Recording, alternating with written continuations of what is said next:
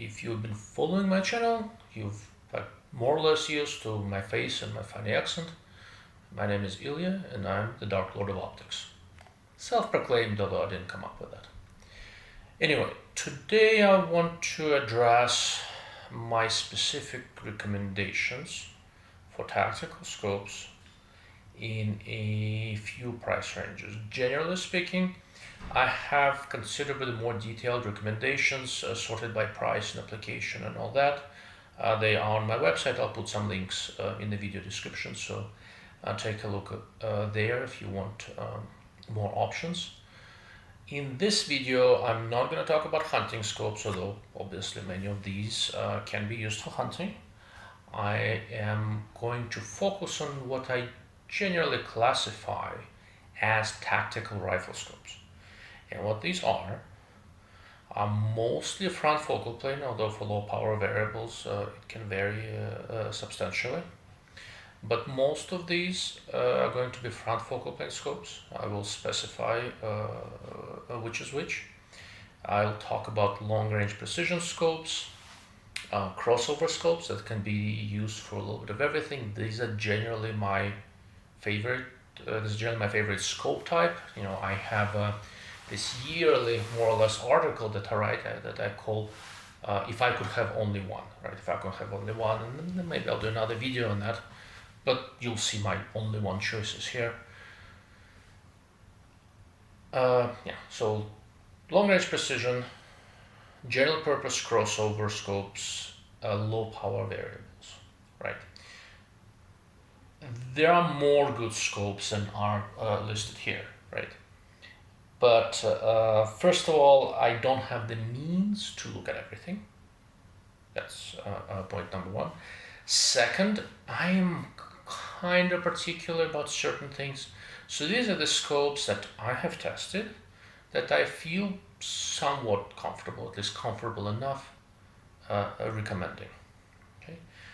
But remember, the primary purpose, tactical, precision, high speed, depending on the scope, that kind of stuff. All of these can be used for hunting and other things, but tactical is what I'm looking at right now. Before I go into specifics, so what is important? Before everything else comes into consideration, the scope has to hold zero. It has to come with a reticle that is usable across the entire magnification range of the scope.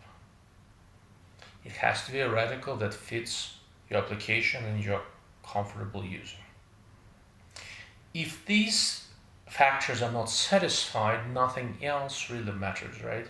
Some of the long-range target scopes are amazing optically, mechanically, and everything. They have an ultra-thin crosshair reticle. There's a very limited number of things you can do with it. They're great for what they are, but as a tactical scope, they're not optimal, right? Once the basic reliability, durability requirements are satisfied, then we'll look at tracking, right? If this is a scope that we'll dial with, are all the controls repeatable? Do they feel good? We'll look at optics, meaning optical quality, what kind of an image does a rifle scope deliver to your eye? Resolution, contrast, micro contrast, flare, different types of flare, distortion, performance during the day, performance during the night, performance during the night with bright offset sources, performance during the waning light hours where you may be looking into the setting or rising sun, or it may be behind you. That introduces different kinds of challenges. There is a lot that goes into evaluating scopes, and when I test a scope, I look at all these things, right? The selections here are as of today. Today is June 30th, 2020. If you were to put my back to the wall and force me to choose one scope for one type of application in one particular price range, these are my options by price. At the very top, we've got price no object stuff. All of these are over $3,500. There is the under 2K price range. There is the under 1K and under 600. Under 600, I'm not as particular about scope types, but I generally think and look at scopes based on their objective lens diameter. So I look at 56, 50, 40, 42, 44, something like that, and the low power variable, which is usually around 24 millimeters. Notice I did not follow this convention for the lower price scopes, and that's mostly because in the under $600 range, there are serviceable scopes with 56 millimeter objectives, for example, but not the ones that I'm comfortable recommending. Doesn't mean they're bad scopes. I mean, for example, I looked at the Kentucky Long from Swamp Fox Optics, 5 to 30 by 56, and I thought it was a perfectly decent scope. And if it had a zero stop and if it had a milli-radian reticle, I'd probably add it to my list of recommendations. But as it is, will I recommend it to some people for some applications? Yes. Is it going to go on my list of recommendations? No. Okay. Anyhow, with that in mind, I'm going to talk about every scope listed on the whiteboard and a little bit about what I would like to see the manufacturers introduce and what I believe to be missing. That's a very specific type of scope that just seems to be overlooked by the market to a significant degree. First, price no object, meaning you're not worried that your spouse is going to assassinate you if you buy one, or you're not worried that your spouse will assassinate me for recommending you buy one, that kind of stuff. If your price is no object, if this is a once-in-a-lifetime purchase, or you're just independently wealthy and you don't mind spending the money, you have a lot of options. I have a whole series of articles called High-End Tactical. Look them up, they're on my website. There are some videos on YouTube, but the choices are good. Tangent Theta, Zero Compromise Optics, March, Schmidt and Bender, Minox, Night Force, higher-end Leopolds. There's a bunch. The fact that not all of them are here doesn't mean they're bad scopes. It just means that the ones that are here fit me the best. Tangent Theta. I've been talking about Tangent Theta since more or less they started. These are remarkable designs. They're not the smallest, they're not the lightest. They don't have the widest field of view, although this is one of the widest. What they do is work remarkably well in poor light and across a very broad range of conditions. They test them at -40 centigrade and at +40 and everything in between. There are other scopes that are almost as good, but if money is no object for now, Tangent Theta is still king. I have the 3 to 15 by 50 with a 30mm tube and Gen 2 XR reticle, and a 5 to 25 by 56 with Gen 3 XR reticle, and overall the 3 to 15 is still the best crossover scope I have seen to date overall. And the 5 to 25 by 56 is with Gen 3 XR reticle is still the best long-range precision scope that I have ever seen. Okay. The new March scopes might challenge that, but I am not going to go into too much detail on that until I see fully production scopes. I am friendly with the people at March, and I designed a couple of reticles for them that are going into these two new scopes where they have the 4.5 to 28 by 52 that should be available toward the tail end of the year. I've seen the prototype. It's not yet on my list of recommendations because I don't put anything on my list of recommendations unconditionally until I see a full production version. The 5 to 42 by 56 is now in production, but the scope that I have seen and I have tested is a final pre-production prototype, and I do not do full reviews on scopes like that. So once I have full production scopes and I run them through their paces, I will officially, hopefully, probably, unless something goes wrong, add them to my list of recommendations. But I'm obviously happy with the reticles in these two scopes because the FML3 and FML-TR1 are reticles that I designed. Okay. March and Tangent Theta do things a little bit differently. So depending on what you like and your application and all that, one may be better than the other. I am not planning to part with my Tangent Thetas anytime soon, but I may be adding the Marches to the stable of scopes that I have here. I have scopes that come and go, tangents stay. With March I have a couple. They are not on here. I like them, but they're more niche applications. They're perfect for where I have them. I have a 3 to 24 by 52 and 1 to 8 by 24 shorty. But if we're talking about general purpose precision scopes, I think these two new ones they've got coming up are better. Okay. Going down in terms of objective diameter, down to about 42 millimeters or something like that, you notice that the field is empty. I think this is a glaring oversight by the manufacturers. I would really like somebody like Schmidt or March or Tangent or Zero Compromise to introduce a scope in that size range. Now March has one 3 to 24 by 42, which is very nice. There are certain shortcomings, which is why I chose a 3 to 24 by 52 for my personal use, and that's why it doesn't quite grace this table. It is very, very good for quite a good number of applications, but as a general purpose scope, it is not something I always recommend. Schmidt used to have a 4 to 16 by 42 PM2. That was just wonderful. If they just took that, bumped up the eyepiece, and put in the grid GR2ID reticle, I think it would definitely end up here. That was one of the best optimized rifle scopes I have ever seen, but unfortunately it is no longer manufactured. With tactical low power variable scopes, the best I have seen to date is the Schmidt & Bender PM2 Dual CC 1 to 8 by 24. I have this scope here now. I'm wrapping up with the review. This thing is remarkable, absolutely remarkable. The one I have, I'm probably gonna send back to Schmidt, but I'm seriously thinking about buying one. The one I have, the way this scope works is that when you go to 1 power, the CC, the close setting, it switches parallax to 7 meters.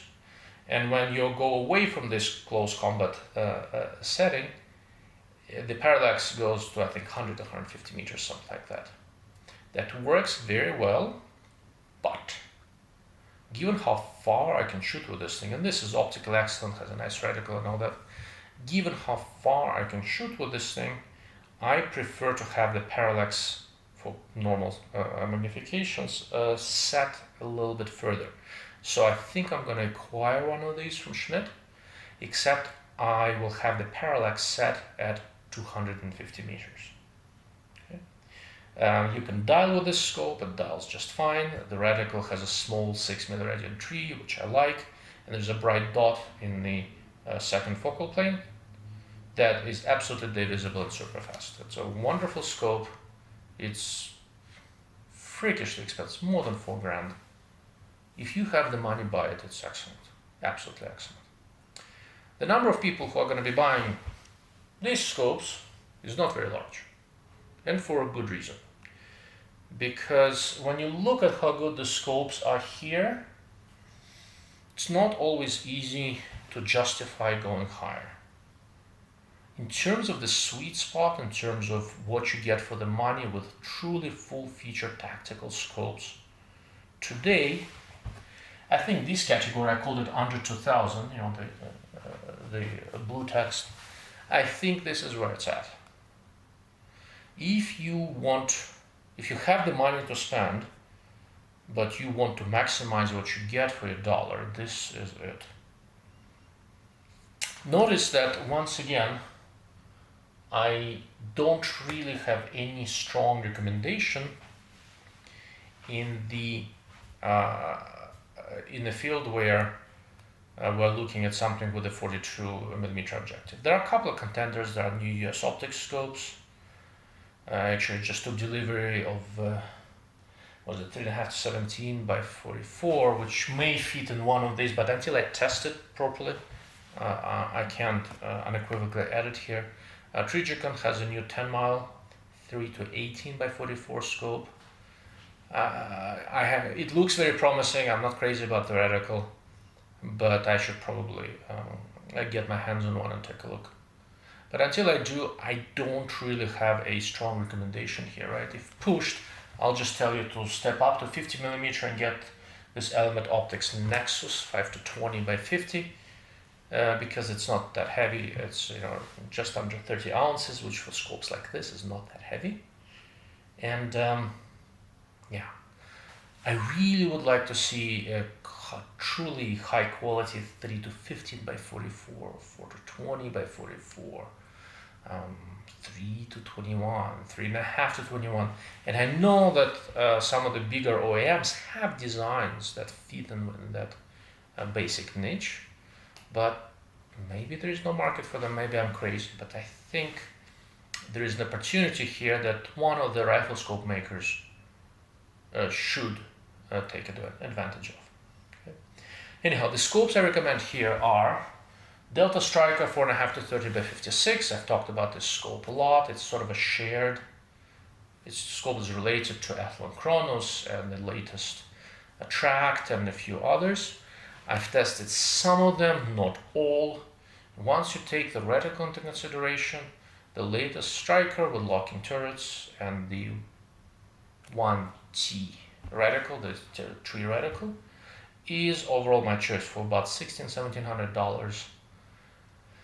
I think it is the one to beat. There is strong competition there. There is Athlon Chronos that I mentioned, a Vortex Razor Gen 2, and a bunch of others. It so happens that with most of them you can kind of go from one to another without too many changes, but the reticles matter, and I like the reticles and the reticle and the Striker. Okay. The next recommendation, Element Optics Nexus 5 to 20 by 50, is a little bit more controversial, and it was a close call. I was trying to choose between this scope and the Tracked Toric UHD 4 to 20 by 50. And Element is new, so it's not very well proven, but I've had it for a while, and it has been almost flawless. And I have some concerns about the reticle, but I'm also working on some new ones, and I've seen some tentative designs that I think I'll like more. But as it is very workable, and the scope doesn't have any severe flaws.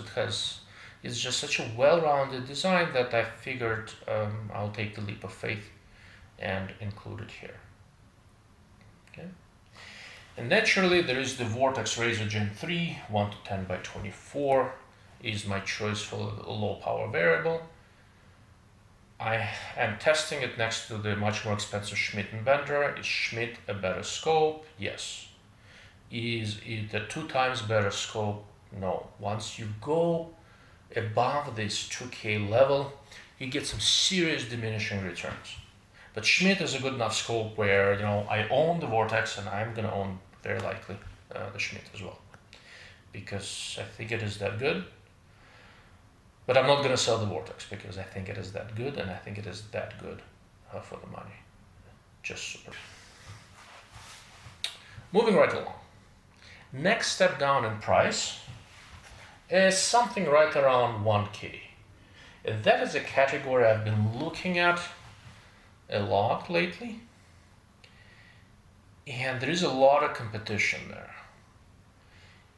And the selection in many ways comes down to which reticle you're comfortable with or less uncomfortable with, because I think there is some work that needs to be done there. The reason why Optika6 is there is that the MRAD reticle for it is something I designed, so I obviously like it. And the scope itself has held up quite well. There are a couple of quirks that I don't like, but at this price, I'll take it. I have 2 of the scopes, they track well, optical quality is quite good, there's a little bit of flare, but you can take care of that. I have not seen any issues with durability. So there is a lot to recommend there, and most importantly, there isn't really anything under 1K that I have seen that is better. The closest is probably the Vortex Strike Eagle that I'm testing. I like that scope a lot. It's about $700, so it's $200 less than the Meopta. And I think the Meopta is a little bit better, honestly. The closest competition for the Optika6 is the Ares ETR 4.5 to 30 by 56 by Athlon, but it is more than $1,000, and the reticle on that scope for me is just a little bit too thin for general purpose use. I remember I talked in the beginning about summer reticles just becoming too thin. People are too focused on always running these on very high magnification, but if you never go down to lower magnification, then why do you need a scope that goes to 4.5 power, right? One of my requirements is that I want the reticles to be at least usable at low power, and with the Ares ETR I started losing the reticle at too low of a magnification to be comfortable. Okay. Right at $1,000 is a Brownell's MPO 3 to 18 by 50, and this scope really took me by surprise. It's a Japanese-made scope. The same virtual scope marketed by a couple other companies is $500–600 more. Brownell's reticle is kind of funky, but it's designed to work well through the entire magnification range, and it does. Windage turret is covered. In many ways, it sort of reminds me a little bit this Element Optics. Element Optics, the Nexus is a better scope and a more expensive one. But what Brownell's did with the MPO, they created a scope that doesn't have any glaring weaknesses. Tracks well, optical quality good, no fatal flaws, right? And for $1,000 with a full featured scope, I will absolutely take something with no fatal flaws, right? The closest under 1K with a 50mm scope, good question. Probably Meopta Optika6 3 to 18 by 50. Once again, I'm partial to that scope since I designed the reticle. But I'll take the MPO over it, although it's a couple $100 more. In low light, MPO has better image quality. It just does, right? Meopta acquits itself well, given what it costs, but the MPO is a better scope. Yeah, it's just that. As we go down, once we get below $1,000, I'm finally beginning to see really competitive designs with 40 to 44mm objectives. And under $1,000, the one I like is a Vortex PST Gen 2, 3 to 15 by 44. I think this is the best of the PST Gen 2 line. Mine is the earlier model that has the EBR 2C reticle, which I generally like. The latest one have the EBR 7CD something. Some version of Vortex's EBR 7 reticle. I actually like that reticle a little bit less, but it is eminently usable. There's nothing wrong with that reticle. There are a couple things I don't like, but that's very much a personal preference. It's clearly a popular design. It clearly does well.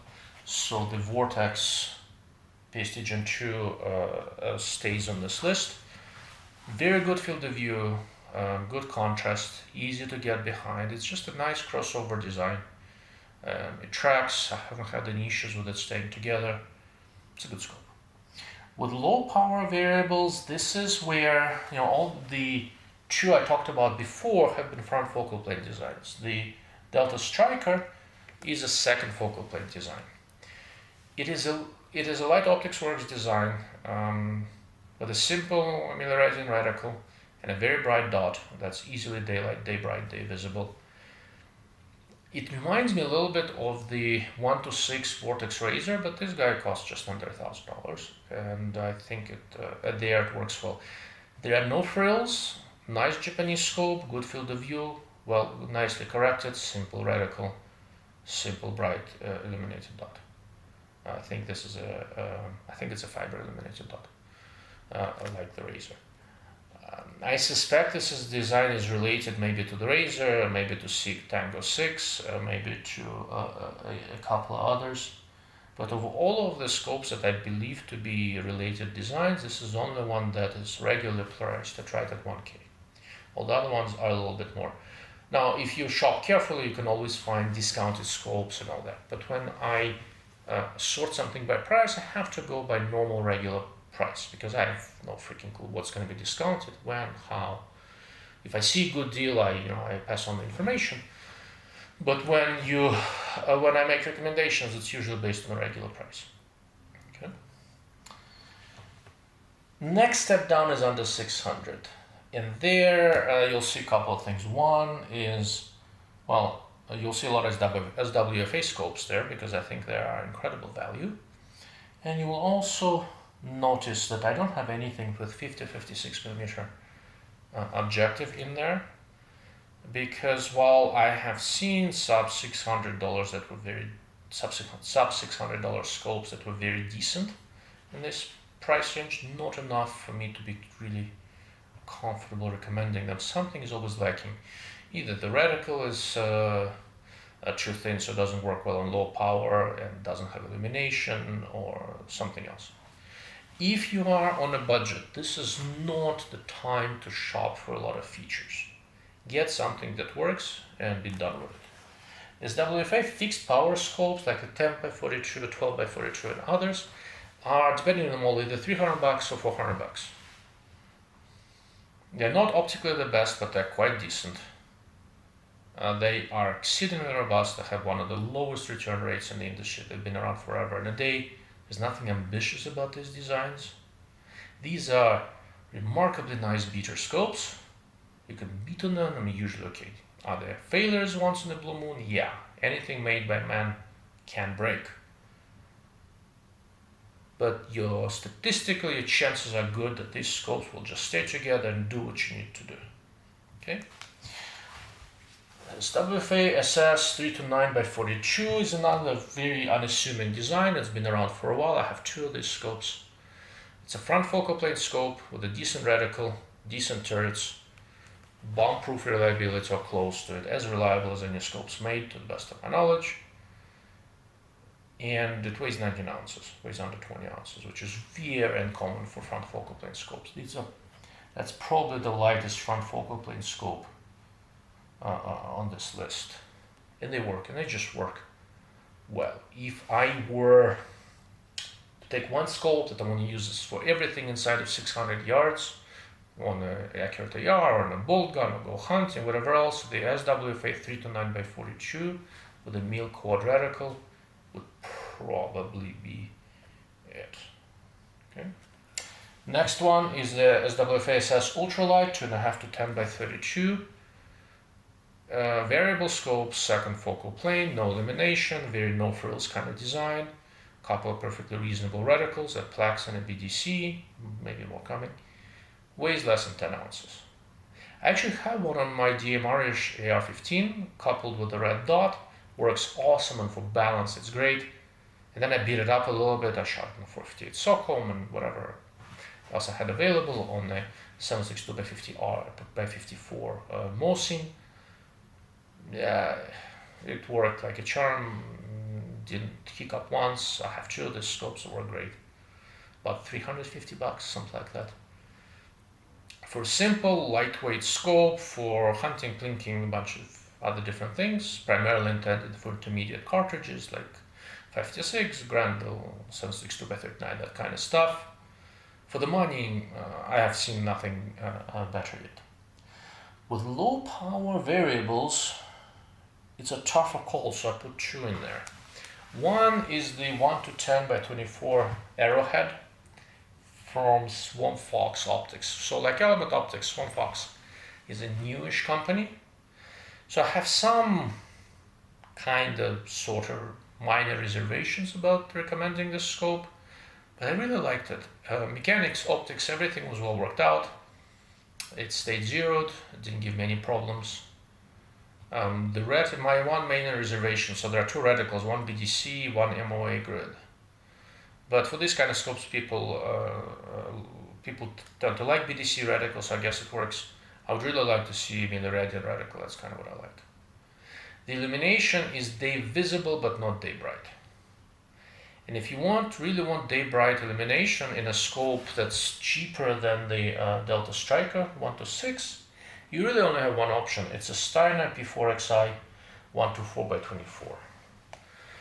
It has really high quality 1x, almost like a red dot, fiber optic illumination, a second focal plane scope, BDC reticle designed for ARs for 556 scopes. It's lightweight.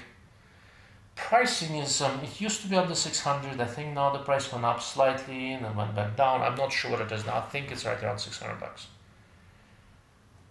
If I were looking for a general purpose AR that might be called upon to shoot a little further, etc., Arrowhead 1-10 is wonderfully flexible design. If I was trying to scope a lightweight carbine that will be using up close a lot, and I wanted a low power variable scope for it, yeah, I'd go for the Steiner. I think Steiner is very good for that. Okay. Anyhow, so I think I've been talking long enough. To wrap up, when you are choosing a rifle scope, figure out how much you want to spend. Be very specific about that. Go look at as many reticles as you want. Because the reticle is something you see every time you stare through a scope. It has to be something that works for you. And once you kind of figure out at least some general reticle type, then go and choose and take a look at these. I'll add some links down in the description. Fair disclaimer, so I'll be putting in links from AvantLink. It's a company that allows people like me to monetize our expertise to a certain degree, so if you use one of my links to buy a scope, I get a cut.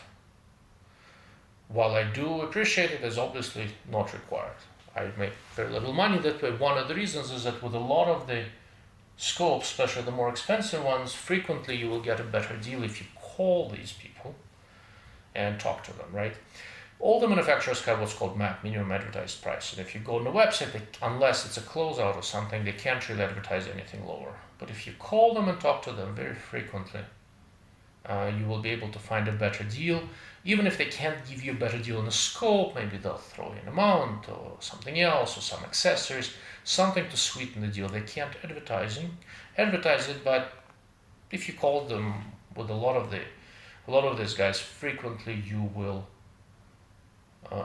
get a better deal. So if you're not using my links and you do call and talk to any of the retailers, tell them that I sent you. I don't make anything out of it, but a little bit of good word always helps. Every once in a while, if I can't get my hands on a scope to test, these guys do help me. The retailers that I'm most friendly with, I know most of them, but I'm most friendly with are, well, obviously the guys at SWFA, to get an SWFA scope, you go to them. I'm real friendly with Scott from Liberty Optics. He's probably a go-to guy on Vortex. I'm very friendly with Doug from Cameraland. Lots of good deals and lots of stuff. For Schmidt & Bender, well, you have to go to Eurooptics. Jason at Eurooptics is, I've known him for a while. He's a good guy. And they generally, they also carry March, they carry Minox, they carry a bunch of different things. For Delta, there aren't too many options yet in the US, but AdGun West is one of the importers, and there are a couple of others. If you can't find one, shoot me an email and I'll connect you. I'll connect you with someone. Let's see. Well, Brownell's is obviously Brownell's, and good people. Meopta is Cameraland. That's your best bet. Element Optics is a pretty new brand. They are definitely with all the usual people because the company behind them is based in airguns. You will see them at Utah Airguns and a bunch of places like that. But I expect they will be sold, suited up by all the usual suspects. Let's see, who did I miss? Yeah. Swamp Fox, I think they are on Optics Planet maybe, but the price is more or less the same if you go directly to Swamp Fox. So that's would be my basic recommendation.